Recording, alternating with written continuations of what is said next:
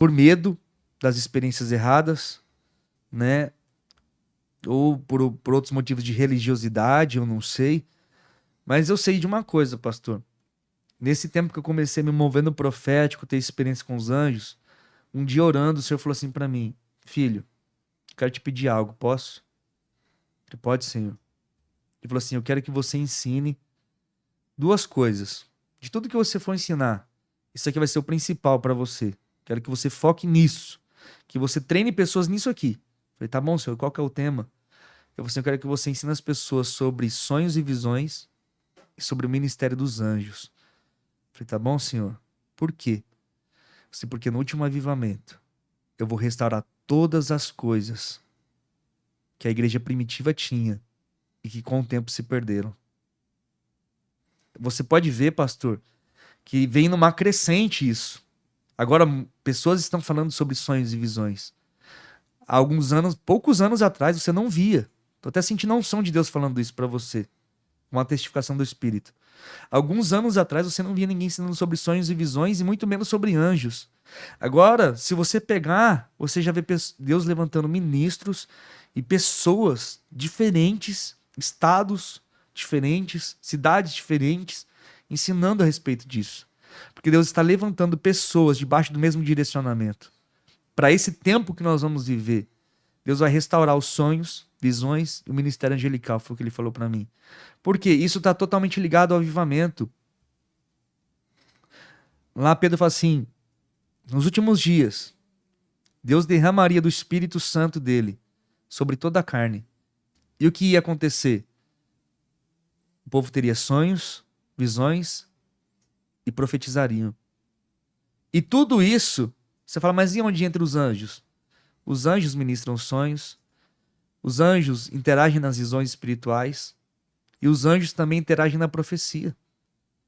O ministério dos anjos está totalmente ligado aos dons espirituais. Os anjos estão ligados ao avivamento. Entende? Então é algo que a igreja precisa entender isso. Que o ministério dos anjos é um presente de Deus. Lógico, tem que interagir de maneira sábia e de acordo com a palavra de Deus. Porque tem muita gente buscando conhecimento do lado místico, né? Com conhecimentos esotéricos e contaminando as coisas. Mas a palavra te dá base para tudo. A palavra te ensina a interagir com os anjos de forma sábia, né?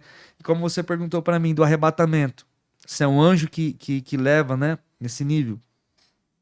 O mundo espiritual, você pode acessar ele de forma legal e ilegal. Nós acessamos por meio do Espírito Santo e dos anjos do Senhor. Essa é a forma legal. Eles nos acompanham. O Espírito Santo te leva à experiência, você não força. O Espírito Santo te leva. Os anjos do Senhor são enviados a te levar à experiência. Agora, do lado das trevas, eles não têm legalidade, então eles forçam a experiência. Eles forçam o arrebatamento, que eles chamam de projeção astral. Nosso arrebatamento de espírito, porque o espírito vem e te arrebata. Ele te leva à dimensão. Ele te leva a ter a experiência, porque tem um propósito dele. Há um porquê. Tem um propósito divino naquilo. Agora, o lado das trevas, não. Eles forçam a experiência. Eles entram de forma ilegal no mundo espiritual. E lá são os demônios que levam eles. Agora, do reino da luz, são os anjos. Entende? Só que a gente não força a experiência. A gente tem uma vida de intimidade com o Espírito Santo. E todo o resto é consequência. Então, um conselho que eu te dou para você não ser enganado pelas trevas é não forçar a experiência. Busque intimidade e relacionamento com o Espírito Santo. E ele vai começar a te dar as experiências à medida da tua fé, à medida que você suporta. Ele vai te ensinando, te conduzindo, te guiando a experiências cada vez maiores e mais profundas. Só que quando você começa a forçar, você corre o risco de abrir portas para espíritos enganadores. E se você não tiver o discernimento apurado, se você não tem o entendimento da palavra, se você não sabe receber direcionamento de Deus, não sabe ouvir a voz de Deus e discernir, você pode ser enganado. E tem algo interessante, profeta, aqui, fazer uma pergunta para você. Como tem muitos guerreiros hoje, e causa do YouTube, né?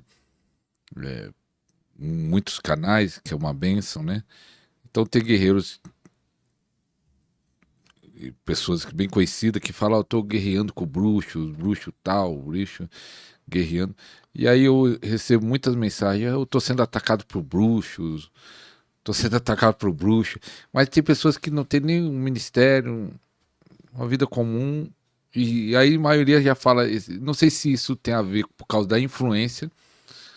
Quero saber disso. Se isso é porque eles estão ouvindo de ataque de bruxo, que eu tenho 32 anos na fé, eu nunca vi tanta gente sendo atacado por bruxo como agora. Se isso é por causa que eles estão ouvindo, isso acaba influenciando, ou se realmente está tendo muito ataque de bruxo contra o povo de Deus. O que você acha? Aí que tá. Vamos lá. É uma questão bem polêmica, né? Eu recebo mensagem assim também. Mas quem falou pra essa pessoa que ela tá recebendo ataque de bruxos? Eis a questão. O Espírito Santo mostrou? Porque pode acontecer? Pode. Se você é levado por uma nação diferente, você vai ministrar na África, você vai receber ataque de bruxo, certeza. É uma guerra diferente, mas aqui, vamos falar assim, no nosso lugar, a pessoa tá No lá, contexto aqui, mora num Brasil. lugar, vamos dizer, igual eu, numa região, assim, numa cidade pequenininha, pacata. O que você tá fazendo de tão extraordinário pro reino que você tá recebendo ataque de bruxo? Aproveitando essa resposta que você está respondendo, você sofre ataque de bruxos? Até hoje Deus não me revelou nenhum, pastor. Até hoje Deus não falou assim, ó, tem um bruxo lutando com... Até hoje não. Eu já senti, sim, que uma vez o Espírito Santo falou pra mim. Eu tava no quintal de casa e comecei a sentir uma irritação, uma inquietação. Falei, Espírito Santo, o que tá acontecendo aqui? Aí você repreende que tem gente em astral no quintal. Mas não falou que era bruxo. Então eu repreendi, falei assim, anjo do Senhor, eu repreendo agora.